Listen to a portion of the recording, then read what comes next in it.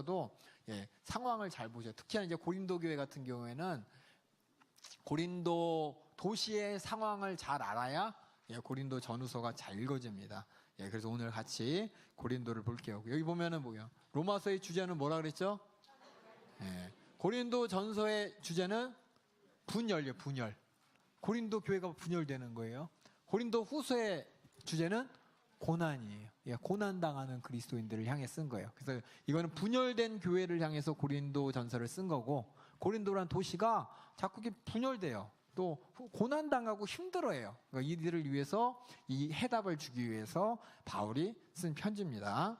그래서 한마디로 해서 혼란을 겪는 교회를 향해서 바울이 고린도 전 후서를 썼습니다. 그래서 고린도 후서의 핵심, 제일 중요한 게 이거 한번 읽어볼까요? 우리 제가 준 교재에 보면은 고린도 후서의 핵심을 잘 보면 그 당시 교회의 상황이 어떤지 보겠습니다. 시작. 저런 사람들은 거짓 사도요 괴율의 역군이 자기를 그리스도의 사도로 가장하는 자들이라 라면서 어떤 사람들이 있었는데 그 사람들 때문에 바울이 세웠던 고린도 교회, 바울이 전했던 복음의 메시지가 막 변질되는 거예요. 그래서 그런 걸 이제 방어하기 위해서 쓴 겁니다. 그래서 오늘날도 우리가 예수 그리스도를 믿지만 예수님의 복음이 막 변질되잖아요. 세상적으로 변질되고 진짜 천국 복음이 아니라 그냥 어떤 종교적인 가르침이라든지 그런 걸로 변질되는데, 이런 것처럼 지금 신앙적으로 심각한 문제에 있는 이런 사람들, 복음을 오해하는 사람들에게 고린도 전후서가 아주 적절합니다. 그래서 고린도란 도시는 어떤 도시냐면은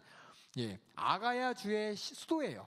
아가야 주, 뭐 경기도, 강원도처럼 도청 소재가 있는 데가 바로 고린도입니다. 그래서 이 그러니까 중심 도시로서 상업적으로 많은 사람들이 상업 활동을 위해서 오고 가고, 또 사회적으로 많은 교류와 중심이 되고 활발한 무역으로 아주 유명한 도시였습니다. 근데 항구 도시였는데, 여러분 항구 도시가 어떤지 아시죠? 뱃사람들이 보통 거칠잖아요. 엄청 거칠잖아요. 거칠고 항상 뱃속에서 그냥 그 바닷 가운데 막 풍랑 당하면서 고생당하고, 또 가고 싶어도 가지도 못하고 그냥 그 안에 갇혀 있고, 남자들만 있고, 그러니까 막 항구에 가면은 막 술 팔고 매춘하고 막 그런 게 많잖아요. 그뿐만 아니라 나쁜 짓이 각 세계의 배들이 다 들어오면서 나쁜 짓은 그 안에서 다 하잖아요. 항구 도시가. 그것처럼 고린도가 그런 도시였습니다. 눈으로 보기엔 막 활발한 교역이 활발하고 또 무역이 활발한 지역이지만 그 안에 이 뱃사람들, 또 온갖 나쁜 것들이 다 모여있는 이 부도덕성으로 악명 높은 도시가 바로 고린도 교회에 있습니다. 이 교회에 바울이 사도행전 18장 1절에서 18절에 이제 이 복음을 전했고, 그때 이제 상황을 한번 여러분이 사도행전 읽어보세요. 고린도 교회를 고린도 전후서를 가만히 보면은, 그리고 성경 전체를 보면은 바울이 고린도 교회에게 편지를 2번 보낸 게 아니라 4번 보냈대요. 근데 남아있는 게 2개예요. 그러니까 여러분이 고린도 전후서, 그럼 바울이 고린도 교회에게 편지 2번, 딸랑 2번 보낸 거야? 로마 교회는 1번 보낸 거야? 근데 그건 이제 남아있는 것이고, 특별히 고린도 교회, 이 고린도 전후서는 신약 전체를 보게 되면은 적어도 4번은 바울이 편지를 보냈었는데, 그 중에서 2개만 지금 우리에게 전해지는데, 하나님께서 2개만 이렇게 듣게 하셨어요. 이렇게 보시고, 그래서 제가 여기다 고린도로 보낸 편지와 고린도에서 또한 바울에게 보냈던 편지가 있었다는 걸 우리가 알게 됩니다. 그래서 고린도 전서 보겠습니다. 분쟁입니다. 분쟁. 에베소 교회에서 2년하고 3년 사역할 때 고린도 교회에게 걱정돼서 편지를 보냅니다. 기록 이유는 뭐냐? 에베소 사역하는데 3사람이 와서 얘기를 해줍니다. 고린도 교회에 그리스도인들이 싸우고 있어요. 분쟁이 있어요. 첫 번째는 뭐 때문에? 바울이 진짜 사도 맞아? 걔 예수님 제자 아니잖아. 바울은 옛날에 유대인들 핍박했던 사람인데 그가 예수님도 모르면서 복음을 전하더라. 그러면서 바울의 권위를 두고 분쟁이 일어나고, 또 그러니까 뭐예요? 바울이 전했던 복음 자체가 위협을 받게 되고, 자기가 착착착 얘기 아까 봤잖아요. 로마서를 통해서 이렇게 탁탁탁 전했던 것에 대해서 많은 사람이 도전하게 되고, 그거에 대해서 아니라고 하는 사람이 나타나고, 또 유대인들하고 또 싸우고 그런 일이 나타납니다. 그래서 그런 분쟁을 잠재우며 또한 긍정적인 지침을 전달할 목적으로 편지를 썼습니다. 디모데에게 써서 보냈습니다. 그래서 많은 문제들이 있었는데 그 중에 하나가 뭐냐면 복음 중심의 진리가 무너졌습니다. 아까 얘기했죠. 복음, 하나님의 의를 기준으로 해서 우리가 어떻게 의롭게 되죠? 첫 번째로 믿음으로. 그 그렇죠? 믿음으로 이렇게 되는데 그 범위가 은혜로서 어느 정도인지 그게 나타나잖아요. 그걸 알아야 되는데 자꾸만 그게 무너지는 거예요. 그래서 처음 4장, 1장부터 4장, 1장, 2장, 3장, 4장은 그 문제에 대해서 얘기를 합니다. 그래서 고린도가 복음을 받아들일 때 얼마나 니들이 감사했냐. 그런데 지금 이렇게 심각한 분열의 상태가 있다니 왜 그러냐? 바로 하나님의 지혜가 아닌 인간적인 생각이 가미됐기 때문에 그렇다. 인간적인 생각이 뭐냐? 바로 니들이 지혜자다, 학자다, 철학자다 하는 그 사람들의 생각이 복음을 변질시키는구나. 너희들 내가 옛날에 처음에 전했던 그 복음으로 돌이켜. 저 유명한 사람들, 저 있어하는 사람들이 얘기하는 게 아니라 복음의 원래로 돌아와. 왜냐하면 고린도 교회에서 이 복음을 통해서 한몫 잡아보려는 사람이 있었어요. 그걸 통해서 많은 사람들의 인기를 얻고 명망을 통해서 자기를 세우려는 사람이 있었습니다. 그래서 그런 사람들에게서 잊지 말고 돌아서라 이렇게 얘기를 합니다. 그래서 고린도 그리스도인들이 바울의 가르침을 떠나는데 사회적 상황과 널리 유행하는 사상이 예수 그리스도의 복음보다 더 가치 있게 보입니다. 복음을 새롭게 종이하면서 다른 때로 가는 거예요. 그때 바울이 뭐냐? 이 닦아둔 것 외에 능히 다른 터를 닦아줄 자가 없으니 이 터는 곧 예수 그리스도라. 오직 예수만이 구원이요 예수 외에는 구원받을 이름이 없다는 그 사도행전에 사도들의 복음을 그대로 전했는데 자꾸만 얘네들이 예수 말고 다른 것을 쫓아갑니다. 고린도 교회가. 그래서 세속적인 지혜를 버리고 하나님의 진리를 존중해서 저 따라가는 어리석게, 다시 말해서 니들이 어리석다고 하는 그 복음, 세상 사람들은 예수의 복음을 어리석다고 하는데 그 어리석게 돼야 돼. 십자가에 죽으시고 살아나신 예수 그리스도가 바로 우리의 희망이지 그 외에는 희망이 없다. 그리고 이 메시지를 거부하고 변질시키는 거 그만해 라는 게 바로 바울의 권면이고 고린도 전서를 쓴 목적입니다. 그 안에 외에도 고린도에게 나타난 여러 가지 문제를 얘기합니다. 야, 음행 안 돼! 절대 안 돼! 그리고 믿는 자끼리 서로 좀 재판 좀 하고 교회 안에서 그렇게 만들지 마! 라고 얘기하고 또 야, 혼자 사는 거에 대해서 얘기합니다. 그래, 혼자 살아 차라리. 아이고, 이러면 안 되죠? 독신의 문제에 대해서 얘기하고 그 다음에 음식 우상 숭배, 그리고 아까 얘기했던 그리스도인들의 개인의 자유에 대해서 얘기를 하고 또 예배는 어떻게 하냐, 특히 은사에 대해서 얘기합니다. 교회의 질서는 어떻게 할 것이냐, 그리고 다시 한번 예수님이 다시 오실 그때 성령을 가르침을 회복해라. 그리고 반항하고 위험한 반향으로 배하기보다 하나님께서 그들에게 지시한 내용을 믿고 끝까지 따라가라 라고 하고 또 예루살렘에 기근이 있으니까 모금을 잘해다오 이렇게 얘기를 하는데 특별히 은사에 대해서 고린도전서에서 얘기합니다. 우리가 성령의 은사 집회할 때 들었죠? 많은 사람들이 오해하는 것 중에 하나가 영적 은사를 일단 우리가 사모해야 되는데 그 은사에 대해서 우리가 잘 이해해야 될 것이 어떻게 은사를 가질 수 있고 또 많은 사람들이 그 은사가 지금도 있냐 없냐에 대해서 많은 논란이 있습니다. 그래서 헬라어로 은사가 뭐냐면 카리스마예요. 카리스마. 칼이스마가 아니라 카리스마. 우리 잘 알죠? 카리스마. 이게 뭐냐? 하나님이 주신 은사란 뜻입니다. 그래서 은혜의 복음을 듣고 반응할 때 영적 은사를 받게 됩니다. 이 다양한 은사는 내게 아니에요. 내게 아니에요. 나를 위해 사용하면 안 돼요. 누굴 위해 사용하냐? 교회를 위해 사용하고 다른 사람을 위해 사용하는 게 맞다라고 하는데 은사 받은 사람들이 이걸 내 것으로 사용합니다. 하나님이 내게 은사를 주셨기 때문에 내 마음대로 사용을 해도 돼.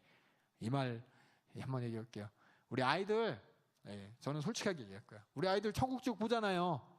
그럼 엄마들이 가서 야, 천국 봐봐, 지옥 봐봐 시켜요. 그러고 나서 야, 엄마 천국은 어때? 뭐라고 얘기하면 또 신나갖고 전화를 걸어서 우리 애가 천국을 봤는데 내 천국이 이렇대. 그러면 엄마 그래, 나는 어떻대? 그럼 야, 저 집사님 천국도 봐봐. 이게 시켜요. 웃는데 여러분 잘 보세요. 하나님의 은사를 오해하면은 그게 내 마음대로 써도 되는 줄 알아. 그거는 그때 하나님께서 천국 지옥을 보여주시고 영안을 열어주신 거는 그 자리에서 하나님께서 그 아이들에게 또 많은 사람들에게 천국 소망 갖게 하고 지옥 가지 말라고 주신 것이지, 그걸 가지고 가서 데리고 가서 나 담임 목사님이 앞에서 공개적으로 그렇게 하지 뒤에 데리고 와가지고 이렇게 안 하잖아요. 전 모든 성도들에게 덕이 되는 내용만 얘기하잖아요. 근데 일반 성도들이 자기 자녀들 또 내가 은사 받았다 그러면은 자랑하기 바쁘고 또 불러가지고 야, 봐봐 여기 집사님은 어때, 여기 어때 그러면서 막 그걸 또 그러면 또 그게 또 자기 권위가 돼가지고 우리 애가 은사를 받는데 당신 지옥 가게 생겼는데 빨리 회개하라 그러고 막 이러고 막 자기가 마음대로 이렇게 교회 질서 벗어나서 사용하시는 분이 있다는 얘기를 들었어요. 얼마나 가슴이 아팠는지 몰라요. 하나님의 은사는 교회 질서 안에서 교회 통제하에서 그 은사가 모든 사람의 덕을 위해 쓰는 거지, 내가 궁금하다고 내가 물어보고 이거 집에서 절대 그러시면 안 돼요. 예, 그게 처음에는 호기심으로 시작하지만 나중에 내 권리가 되고 내 주장이 됩니다. 예, 그럼 그 아이한테 하나님께서 그걸 보여주신 그 아이가 나중에 악한 영에 휩싸이고 속아가지고 불의의 병기로 사용되고 마귀는 다 그렇게 파고들어. 다 성령이 보여주는 것처럼 자기가 보여주고 하고 해가지고 결국 그 역사가 뭐냐? 교회 떠나요. 교회 분란을 만들고 많은 사람 시험 들게 만든다니까요. 그래서 은사는 뭐냐? 교회의 통제, 질서에 순종하면서 교회 덕을 위해 쓴다는 걸 여러분이 꼭 아셔야 됩니다. 방언 은사 빼고, 아시겠죠? 예, 사도의 시대 때 모든 은사들이 지금도 유효합니다. 근데 중요한 건 뭐냐? 이 은사, 다른 사람들을 위한 이 교회의 덕을 세우는 은사보다 더 중요한 게 뭐냐? 바로 믿음, 소망, 사랑이라는 바로 하나님의 마음이고 인격인 거예요. 이 사랑. 그래서 어떤 사람은 사랑이 최고야, 은사 필요 없어. 아니야, 은사도 있어야 되지만 그 당시 사람들이 은사를 막 이렇게 하는 거야. 고린도 교회에서 은사, 사랑, 뭐 사랑하는 마음, 뭐 소망하는 미움, 은사에 그냥 다 이렇게 해가지고 이거 나 어떻게 되는 거야, 예언 좀 해줘, 나 이렇게 한 거 어떻게 된 거야, 뭐 이런 것만 하는 거예요. 진짜 하나님의 뜻은 우리 모두가 지옥 가면 안 되고 천국 가는 건데 그 목적 상실하고 그냥 점치는 식으로 하고 뭐 특별한 뭐지 뭐 점성술하는 것처럼 막 이렇게 하면서 그거를 잘못해가지고 각자 자기 정욕 채우고 싫어하는 사람 비방하고 이런 일이 일어나니까 그게 은사는 그렇게 쓰는 게 아니라 진짜 중요한 거는 그 안에 믿음과 소망, 사랑이라는 요게 중요한 거라고 얘기하는 게 바로 고린도 전서의 은사장입니다. 그래서 기독교 사역, 예수 믿는 그 교회의 사역의 중심은 은사는 아니에요. 어떤 은사 중심으로 막 하는 교회들이 있어요. 은사 막 이적이 나타나고 막 다른 것 같은데 그 교회의 마지막은 뭐냐? 이거 막 나중에 다 나와. 여러분들 저도 이제 미국에서 보고 다 봤는데 복음 중심으로 우리 교회처럼 예수 복음, 예수 피 회개하라, 성령 받아라. 그래서 뭐예요? 성령을 왜 받아요? 은사 보고서 와 신기한 거 사람들 보여주려고 그러는 거 아니에요. 은사를 통해서 하나님의 복음이 확실한 걸 증거하기 위해서 수단이에요, 수단. 근데 그거를 바꿔버려. 수단과 목적을 바꿔버려가지고 너 아직도 은사 못 받았어? 지옥 갔네. 은사 받았다고 확 들어가고 이거 아니에요, 전혀요. 복음이 중요합니다, 복음이. 그래서 복음의 관심은 뭐냐? 바로 다른 사람 구원하는 겁니다.